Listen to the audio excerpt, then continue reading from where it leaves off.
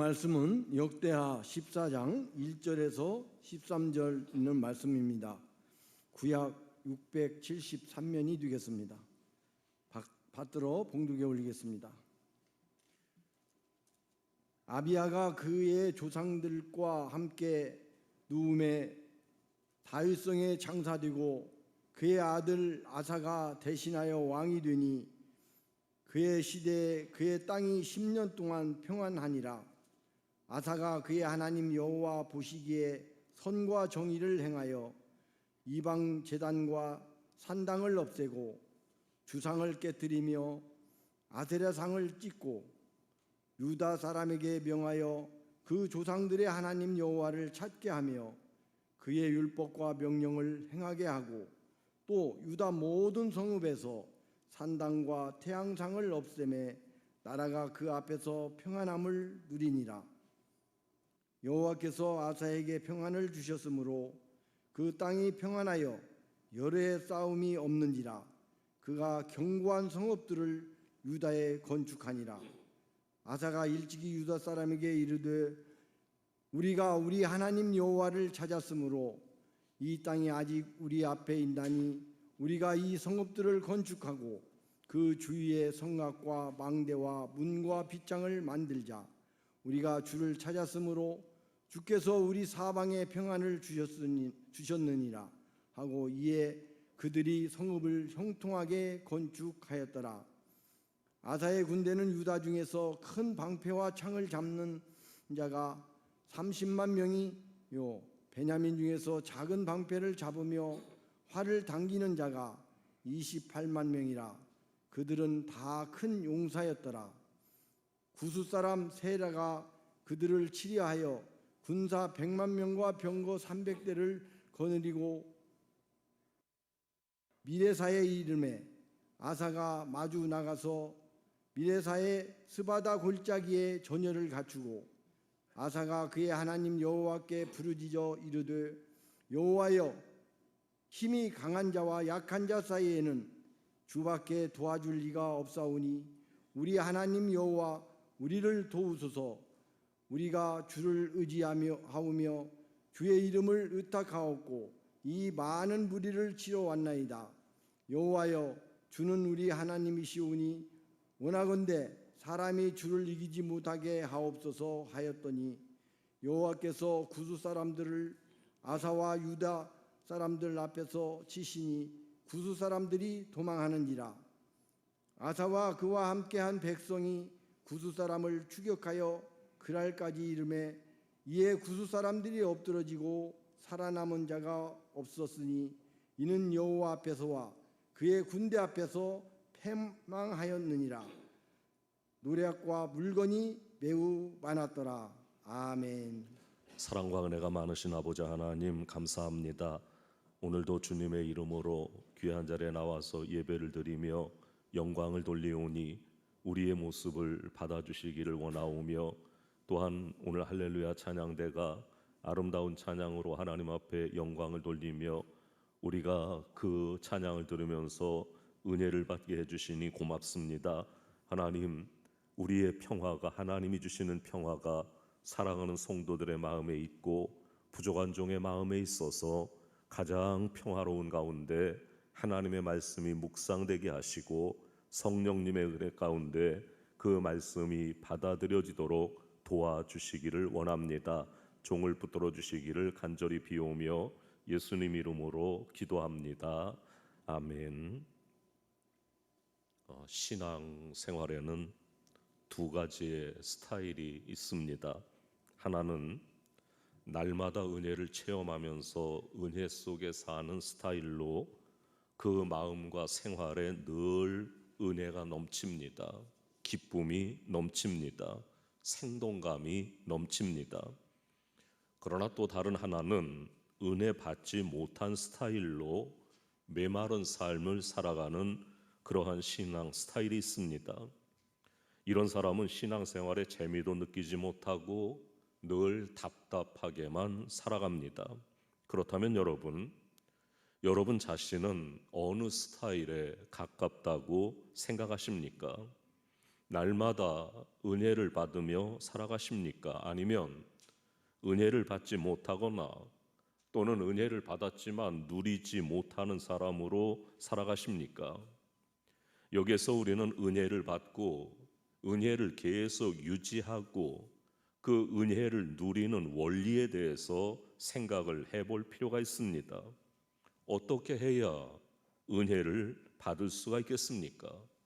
그 원리는 오직 하나, 주님만 바라보는 겁니다.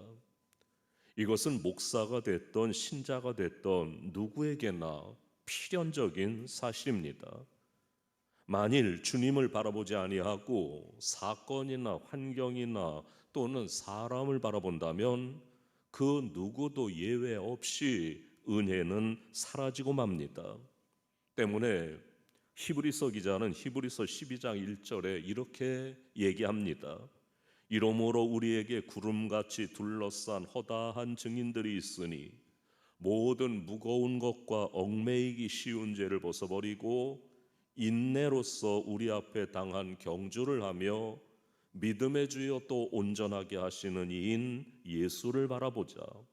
그는 그 앞에 있는 기쁨을 위하여 십자가를 참으사 부끄러움을 개의치 아니하시더니 하나님 보좌 우편에 앉으셨느니라.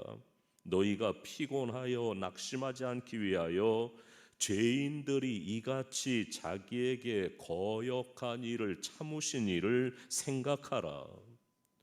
예수님을 바라보고 예수님만 생각하자.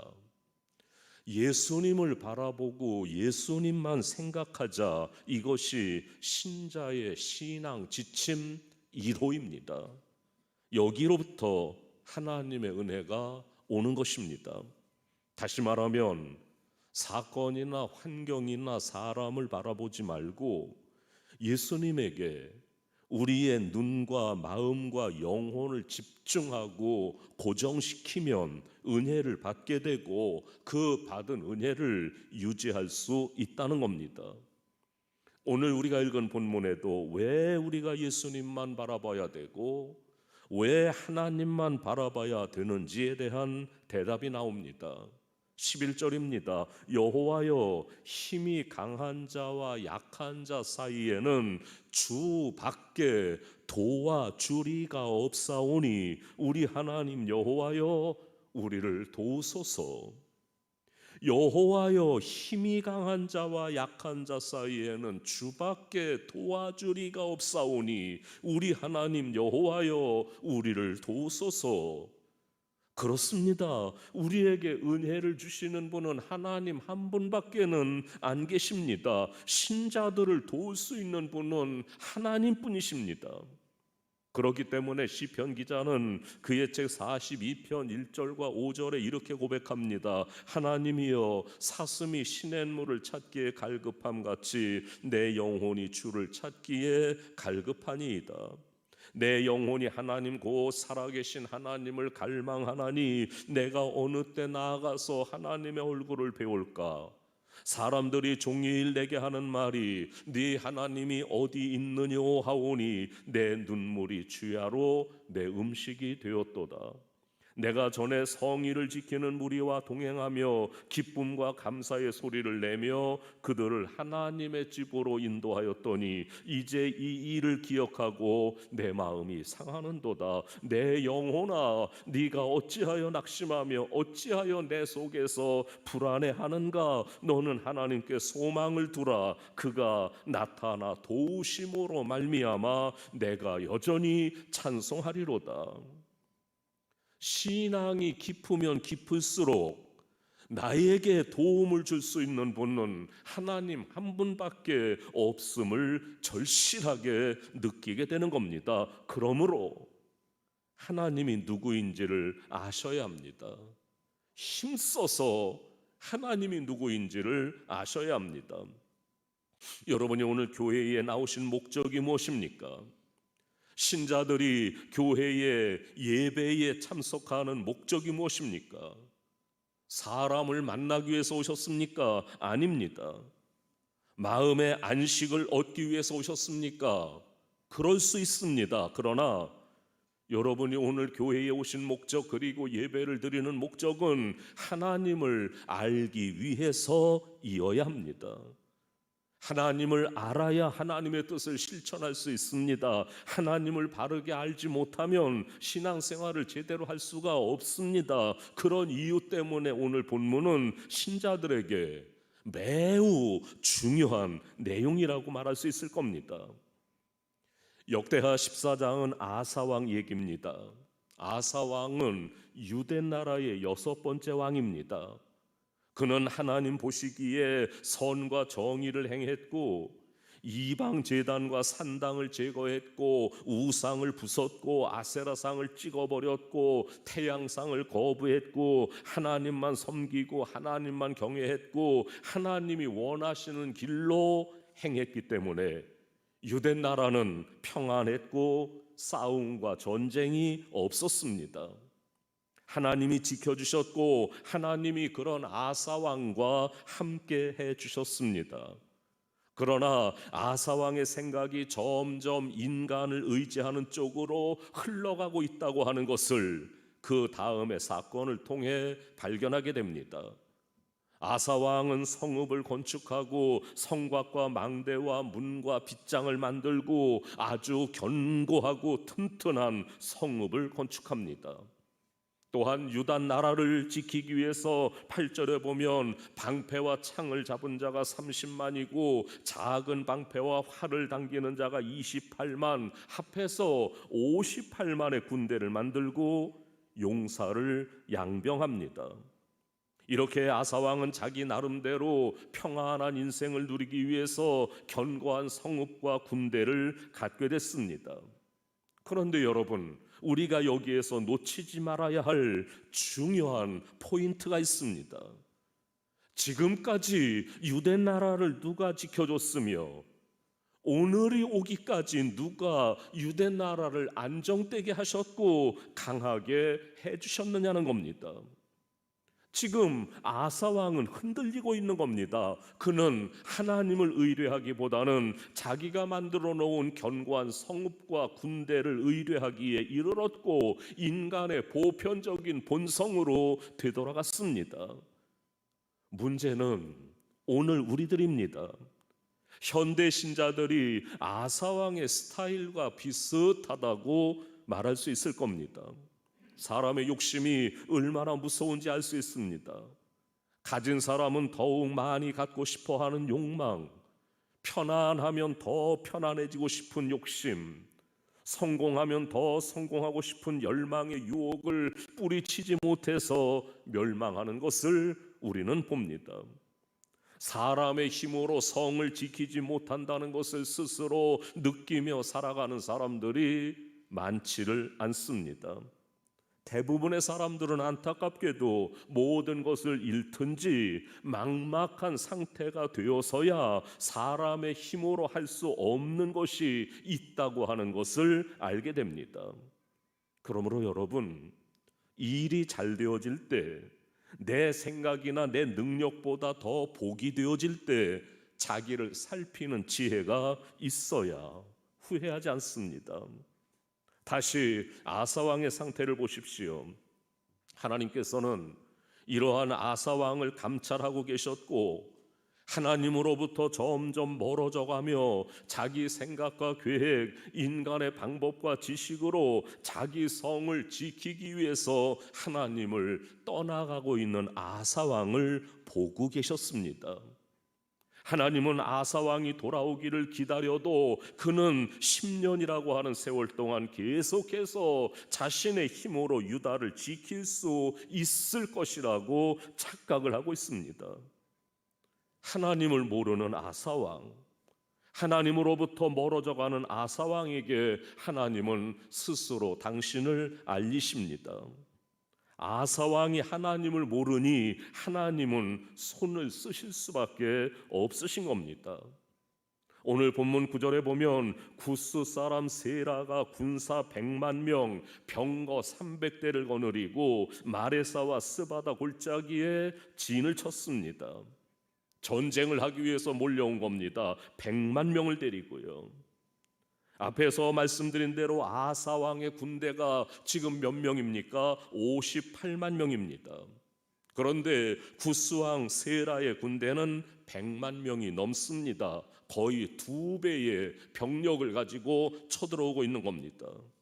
또한 창과 활과 방패를 가진 아사 왕에 비해서 세라 왕은 병거를 앞세워서 공격을 하고 있는 겁니다. 여러분, 여기에서 한번 생각해 보십시오. 만약에 구스 왕이 한 10만이나 20만 정도의 군대를 이끌고 왔다면 아사 왕이 하나님을 의뢰했겠습니까? 이것을 아시는 하나님께서는 오히려 100만 군대를 보내서 아사 왕 스스로 손을 들고 하나님을 찾게 만들었다는 겁니다. 이제 아사 왕은 이런 상황에 대해서 어떤 행동을 취합니까? 세라는 100만의 군대를 보면서 그는 어떻게 행동을 했고 아사 왕은 어떤 행동을 했느냐 하는 겁니다. 아사 왕이 100만의 군대가 공격해 오는 것을 보면서 싸우러 나갔습니까? 작전을 세웠습니까? 아닙니다. 11절을 보십시오. 아사가 그의 하나님 여호와께 부르짖어 이르되 여호와여, 힘이 강한 자와 약한 자 사이에는 주밖에 도와주리가 없사오니 우리 하나님 여호와여, 우리를 도우소서. 아사 왕은 비로소 하나님을 향합니다. 하나님을 향해 부르짖습니다. 하나님 도와주십시오 라고 기도합니다. 나만을 의지하고 내가 지키려고 하던 방법을 다 버립니다. 아사 왕은 하나님을 간절히 찾습니다. 어쩌면 이 모습은 우리들의 모습과 흡사한 것 같기도 합니다. 왜 하나님이 우리를 때때로 한계에 부딪히게 하고 우리의 지식과 재능과 방법으로 할 수 없는 일을 주시는 겁니까? 왜 신자들에게 위기를 주십니까?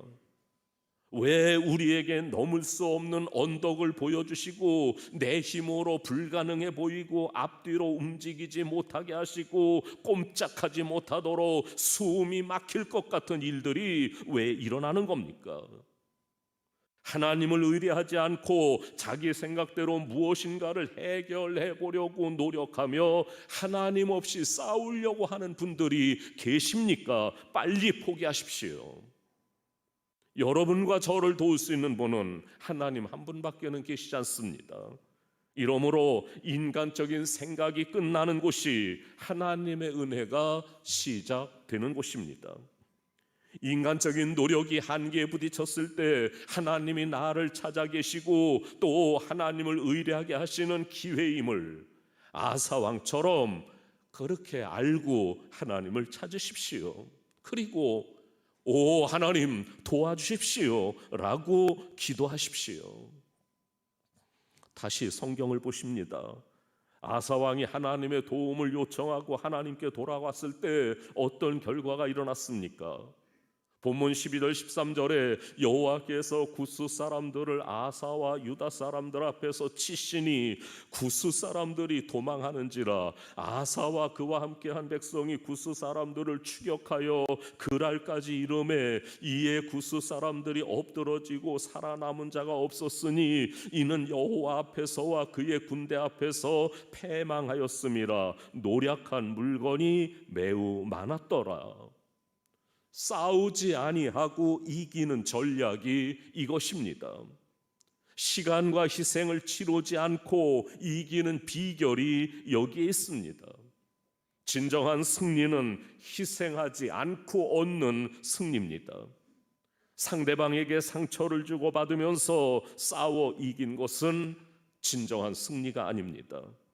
혹시 여러분들이 어떤 싸움의 상황이나 경쟁의 상태에 있을 때 서로 아픔을 당한 다음에 승자가 되는 길은 가지 마십시오. 오히려 상대에게 기쁨을 주면서 하십시오. 누구 하나 다치지 않는 방법을 택하십시오.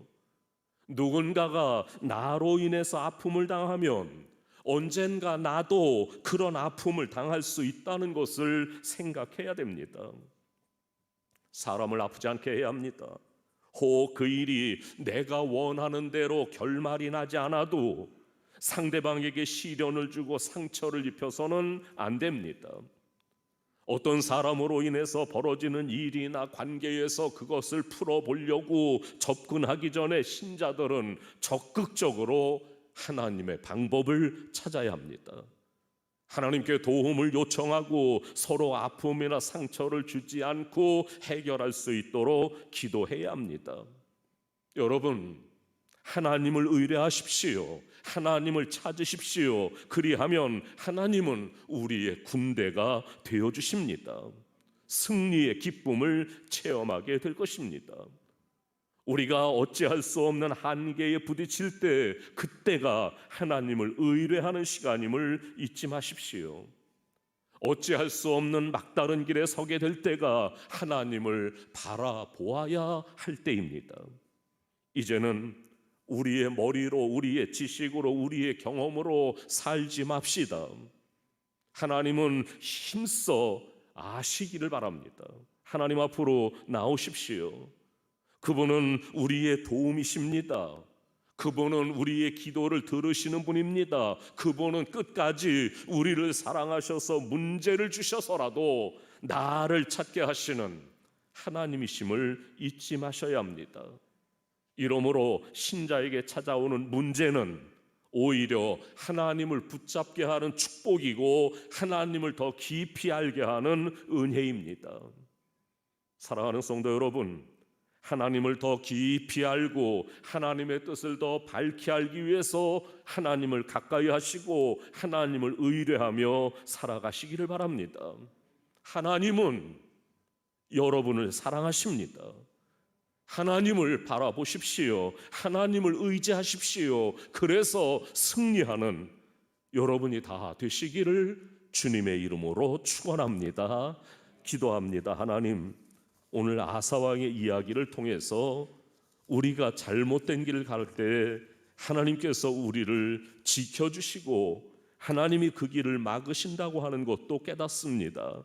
하나님, 아사왕처럼 어려운 일이 있을 때, 힘든 일이 있을 때 기도하면서 하나님 앞에 나아가고 그래서 희생하지 않는 승리 우리에게 있게 해주시기를 원합니다. 주여. 예수님 이름으로 기도합니다. 아멘. 아멘.